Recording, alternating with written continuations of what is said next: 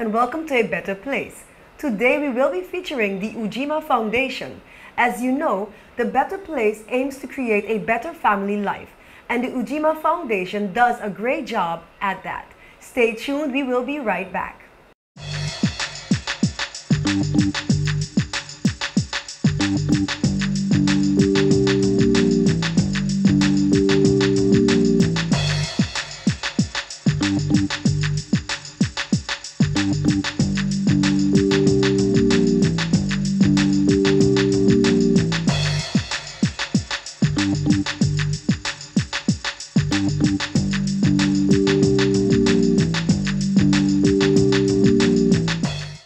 Welcome back to A Better Place. As I started to say, today we will be featuring the Ujima Foundation. And joining us today we have Ms. Judith Bell and Ms. Natasha Carty, both of the Ujima Foundation. Ladies, welcome to A Better Place. Good evening, Ms. Ramo. Thank you. Ms. Bell, can you start off by telling us what your function is here at the Ujima Foundation? Good evening, Angelique. My function at the Ujima Foundation is as the director. And what does that entail exactly? Quite a bit. It entails basically the running of the facility, making sure that the bills are paid and everything that the residents need is here, that the staff is taken care of, and it's directing the functioning of the facility. Okay. And Ms. Natasha, what exactly is your function? I am the counselor here at the facility. I counsel the boys that reside here at the facility, but also the families, the parents, and the extended family that take part in the program. Okay. And what does that name mean? What does Ujima stand for? Ujima is actually a Swahili word from the third day of Kwanzaa, and it means community responsibility. And it's a very fitting name for the Ujima Foundation because we are providing a community service. Okay. And how long has Ujima been in existence now? Well, the foundation itself was actually established in July of 2005 by Dr. Judith Arndell, a clinical psychologist here on the island, and Miss Juliana Gusti, who is a mental health therapist. Both of them, through their practice, saw the need for such a residential facility on our island, so they established the foundation, and the opening of the residential therapeutic facility, the doors opened actually in February of 2007. Okay, so 2 years after the foundation was established, that's right, the facility opened. And Natasha, how long have you been working with Ujima? Well, I've been working with Ujima for almost 2 years now. Okay, and always in the function as a counselor? No, I actually started as the afternoon school teacher. I would come in and give the boys assistance with their homework during the afternoon. And when the counselor from Ujima retired, I took over her position as counselor. Okay, great. And I know I've asked what Ujima stands for and all of that, but can you give us just a brief history as to what exactly is done here for the boys at Ujima Foundation? Well, as you know, it is a residential therapeutic facility. Right. So the residents that are admitted into Ujima live here anywhere from 6 months to a year, depending on their progress through the program. It is a very family-oriented program whereby, as Natasha said, the family, the parents are counseled, and the family as a whole are counseled as well, along with the boys receiving individual counseling, group counseling, and family counseling. They go to their own schools. We have our own private bus driver that picks them up, takes them to their respective schools, picks them up from school in the afternoon and brings them here. We have a part-time teacher in the afternoon that helps the residents with their homework. As Natasha stated, she is the counselor. We have 24-hour monitoring for the residents, so there is always someone watching them and responsible for them. And Natasha, tell us, how do you choose, or how should I say you, or how does a parent choose to come to Ujima? Well, the children are referred through the schools or through their parents, and sometimes through the judicial system. Right, and then do you get to choose who you want, or how does that work? Well, the facility can hold up to a maximum of 10 boys at a time, but anytime a boy is accepted to the facility, we always look at the group to see if the boy fits within the group at that moment, and also to see if the challenges that that boy is facing, if it's the appropriate time for him to come in. Okay, so you work with a particular time span, or what if you have 10 children and there's a need for this one child to come in? How do you work around that? We have at times made an exception, and I just want to add that Julianne Augusti, with her background as a mental health therapist, does a screening for the boy before being admitted. So there's a lot of factors to be taken into account before the child is actually admitted, certain things that have to be put in place as well. Okay. And is there an age limit, or is there an age that you have to be, or 6 and over, or? We cater to boys ages 8 to 16 years. Okay, 8 to 16 years. Yes.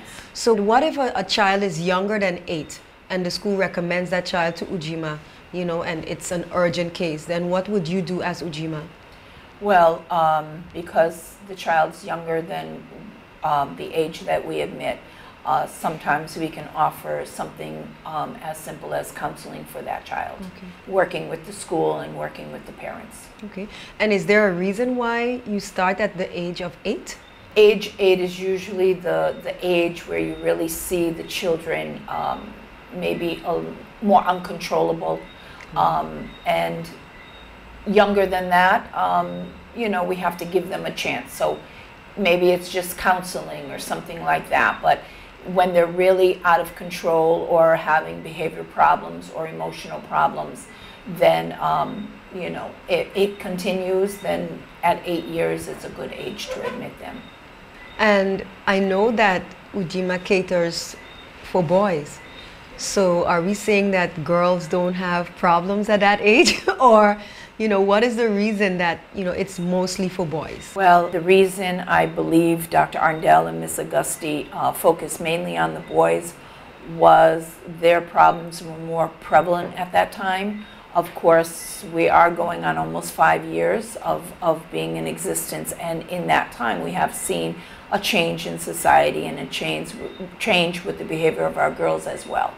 And so, you know, there is a need for a facility such as this for girls. Well, ladies, thanks for all of the information you've given us thus far. Stay tuned, we will be right back. Man, I'm supposed to take my girl out to dinner this weekend. She's so broke, man. Man, I used to have those same problems, but since I got my whip company card, when I take my lady out, I even get something back. Get something back? But you're a lucky fella. I take your mind out the gutter, man. What I mean is, with whip company I get back 1% on every purchase I make. With this card, I can spend in guilders and use it throughout the Netherlands and Tinies. Instead of paying 1% of the dollar credit card, now I get 1% back on every purchase I make at the end of the year. What? I gotta get myself a company on card. Man, but let's go. Let me go. Man, now my lady's birthday gonna be a real celebration.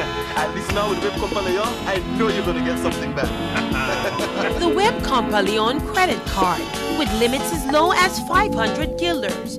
You don't have to walk with cash, and it is accepted by practically all businesses. The Web Compaleon is the first guilder credit card that can be afforded by anyone. GEBE has been faithfully serving the communities of St. Martin, Saba, and Statia, powering your home and our economy.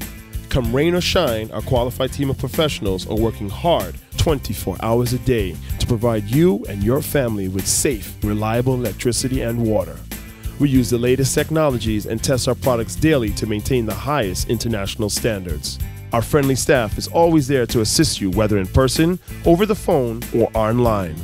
We are committed to constantly improving our products and services, making them more efficient, effective, and environmentally friendly to serve you better today and our next generation of clients tomorrow. GEBE, powering a brighter future. Welcome back to A Better Place.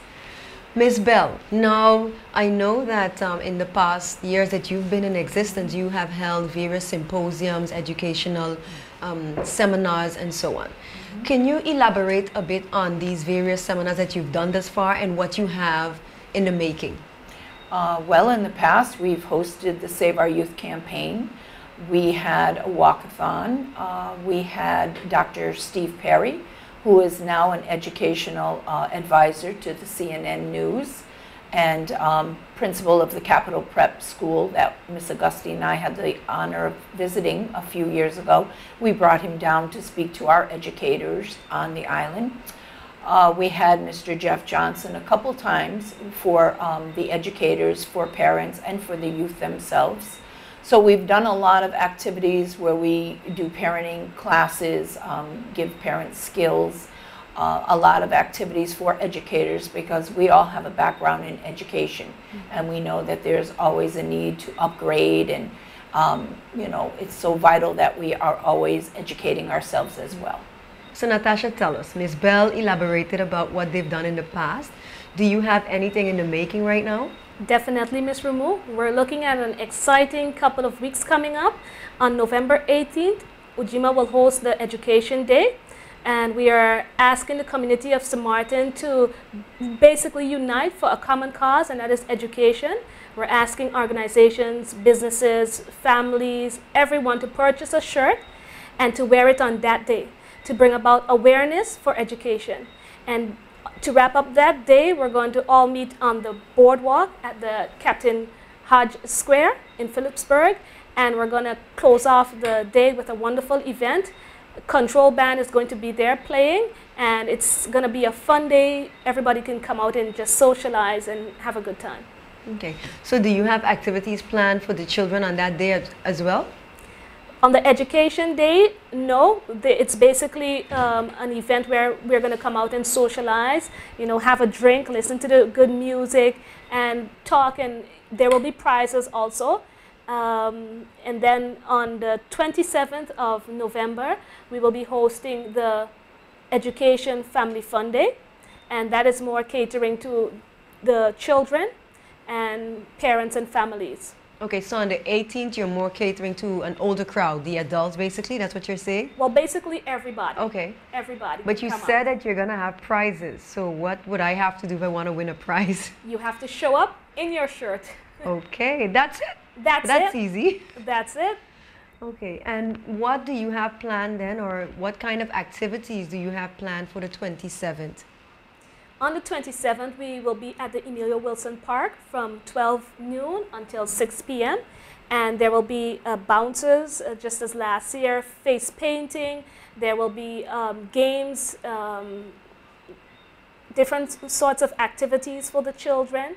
The parents also can walk around and take a look at the various tables from businesses and organizations. They will be providing information about their business or organization to parents. Okay, sounds interesting. I attended your educational funding last year and I really enjoyed it, and I didn't hear you say anything about that particular aspect that I enjoyed the most, the talent show. Do you also have a talent show down this year as well? No, this year we're not doing the talent show. Okay. But we have a lot of fun activities planned for the kids. As Natasha said, if there are organizations, businesses, and even individuals that would like to display any material and information to the public, they can rent tables for $50 on that day. It's a great opportunity to show the public what work you're doing. We have authors of books that plan to rent tables. We have companies, we have organizations, and so we also have Patty Meyer and Claudia Connor, two of our very own reading specialists on the island, that will be there again this year to offer strategies in reading and how to help your children with homework and parenting skills. So while your children are having a fun time, you